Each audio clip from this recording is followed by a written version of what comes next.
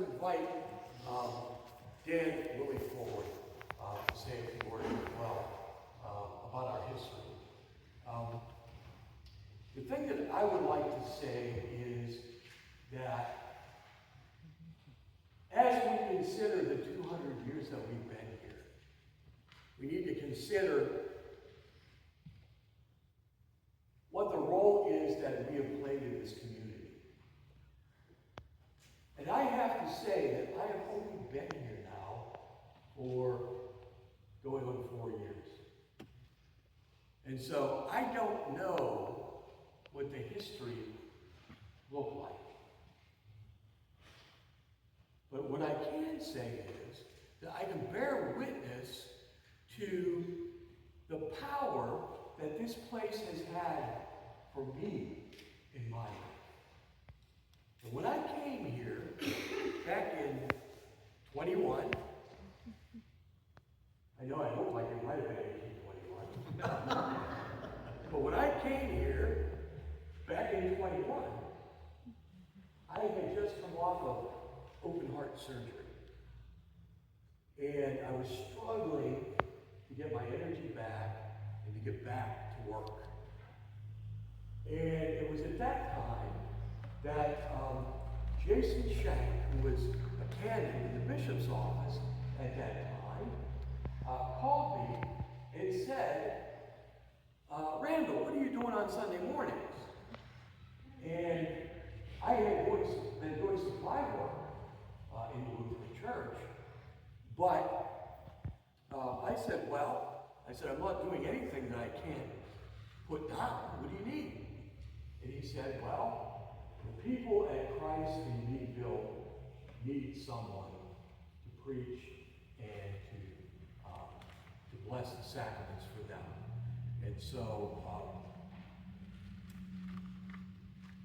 I said, well, let me think about it. And I'll get back to you. And I did think about it for about 5 minutes.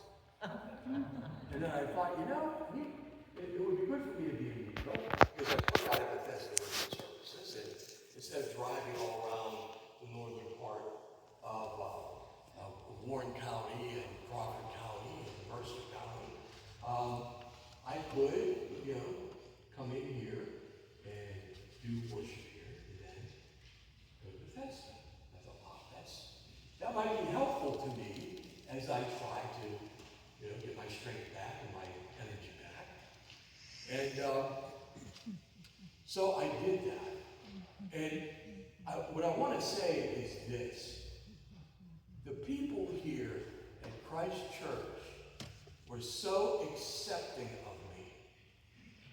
I joked around when I came here that, I was going to do my best impression of an Episcopalian that I would be able to muster.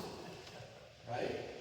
And they have been very, very patient with me and very kind to me. And not only that, but I found in the acceptance in this community, this faith community, I found healing. I found healing.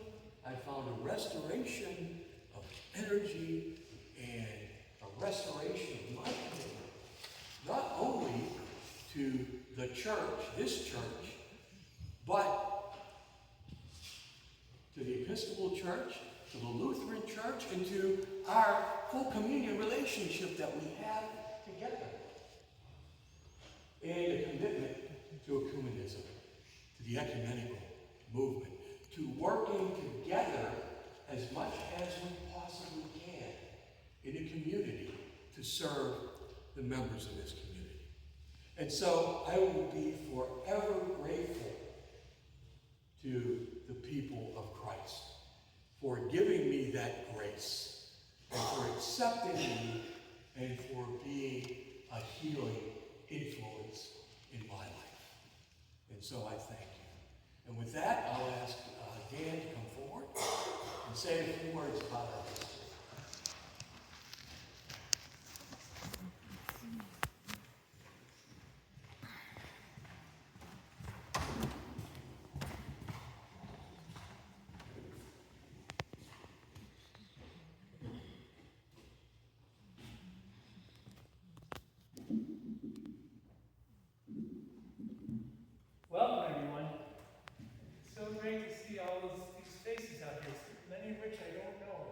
just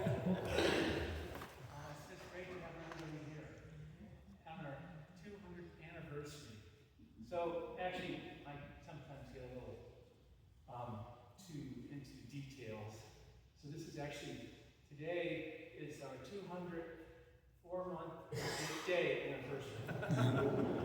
So we're beyond that. We actually had another celebration just one day later. The original church was founded in 1825 on January 25th. And so we had a service, a celebration after that, commemorating that, sort of an official one. But then we thought it would be better to we could get a better crowd, get more people to come, if we actually did a bigger celebration in the summertime. So that's why we're here a little later than the official date.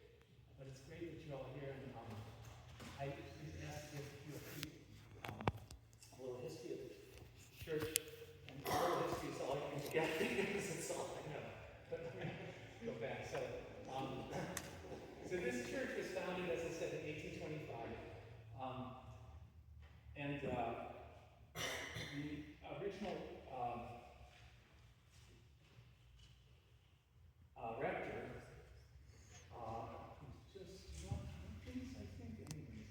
he actually designed this building. Not this building. This is not the original church. The original church was a Gothic-style building that was actually erected in 1827. The church was founded. They had their first services on January 25th, 1825, but this building was erected still 2 years later. And that original building served the church for many years. Eventually, they decided, lucky them, that they'd grown too big. There were too many people and not enough seats, not enough pews. And so they decided that they needed to build another church. So they just tore the old one down, and they built this one in 1883. That's when the cornerstone for this church, the actual church. So this building is still pretty old, not 200%, but still very old. So that's the basic story. We have a few interesting things that I like to point out to people. The first bishop of the Diocese of Erie was rector here in 1887. Anyways, there's a plaque up there describing him. He apparently was called the soldier bishop because he served as a chaplain in World War I before he came, after his time here. At one point, I think that they thought this church was going to be the seat of the diocese. And so there's a little, you can see that bishop's thingy over that chair over there. There's a chair underneath that thing like this. And so they put that in because they thought this might be where the bishop would have his seat. One other thing I can think to point out is that baptismal font in the church is dedicated to a soldier, a lieutenant, who died at the Battle of Gettysburg in 1864.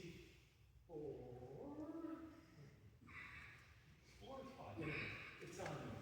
And so I'd like to point that out. We have some Civil War history as well. After the service, as Pastor Mel said, there's going to be a reception.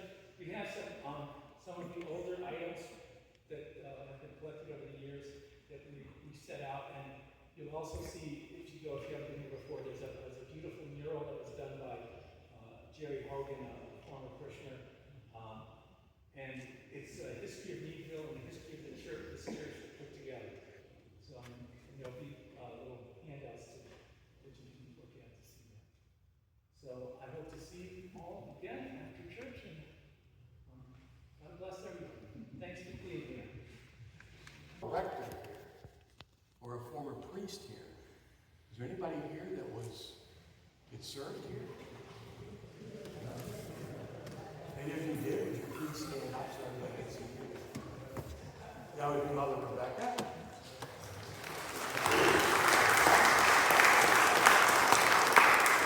And what were the years that you served? 7. Okay. I will made you say what years they were. She was here before me. Actually, right before me. Is there anybody else here that served here as a priest? Okay. If not, are there any former members who were here years ago that would like to stand up? I won't point you out individually, but if you attended here, wonderful.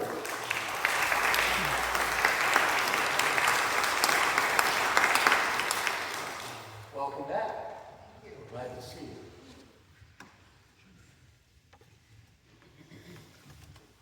Okay. The only other thing that I want to mention is that there are a whole lot of different 1825 things happening. And I wish I was more of an expert in that than I am.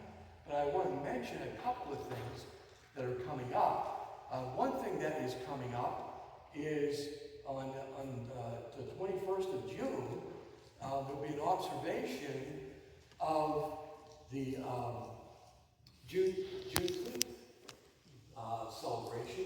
It won't be on Juneteenth, though. It will be on the 21st.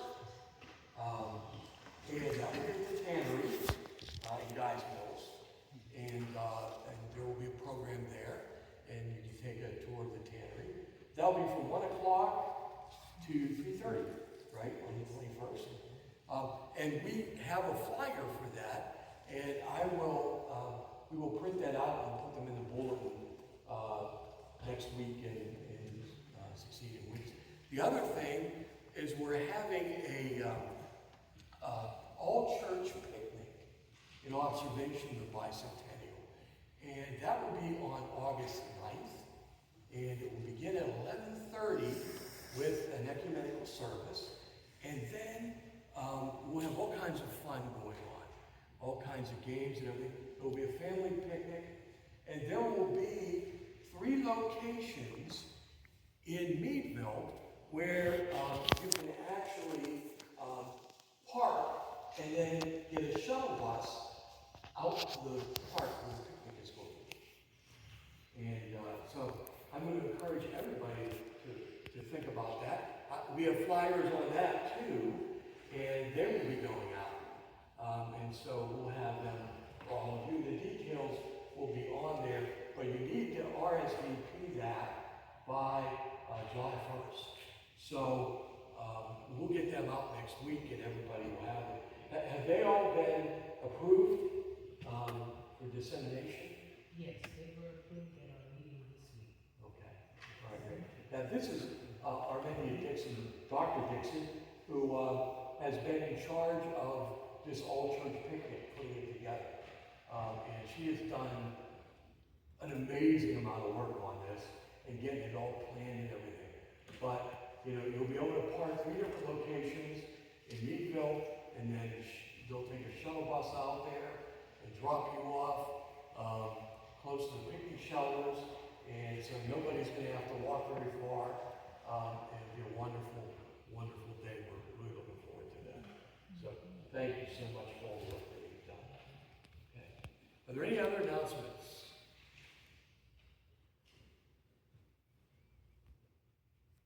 Okay. I want to thank everybody here, our 1825 committee, for all the work that they've done in putting together this special celebration.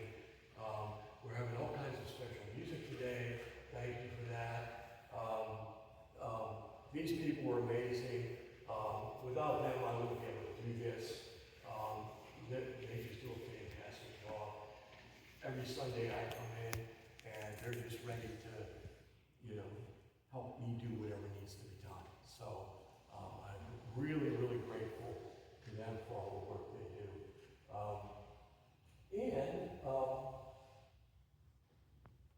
I don't think there's anything else I need to say right now. Oh, and thank you to the Episcopal Church women who have put together the reception that we're going to experience after this. And I want to invite you all